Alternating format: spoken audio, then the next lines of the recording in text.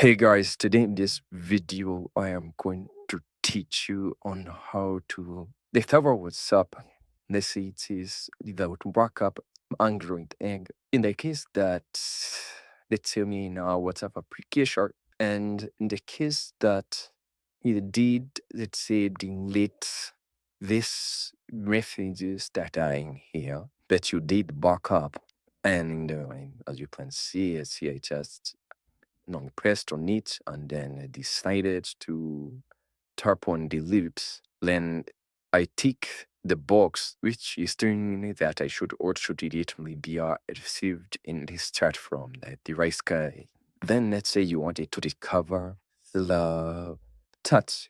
I would like you guys to first long press on the WhatsApp application and tap on uninstall. From there, once you've uninstalled it, I would like you to head on over to the Play Store and reinstall it back again. From there, you're going to fill in your information, and then when you're prompted to recover your account or the chat that were in that contact code suggests that you tap on the recover. In the case that you don't have a backup and it's likely that you won't be able to recover it, and this can only happen once if you didn't tap on the recover up your chats with the guy that you did delete their messages. I'd like you first to Switch to my laptop and download the software.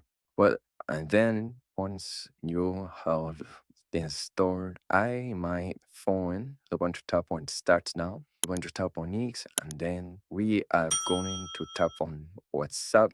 Then from there, we are going to use our USB table. From there, we're going to choose either we can recover from device, recover from Google Drive, recover from iTunes. But for me, I am going to recover with device. Or as if I'm see it has already done that. So I'm going to tap on enable device, and then I'm going to tap on Google. From there, it's telling us to open our settings on our devices and follow the steps that are here below. So we're going to head on over to our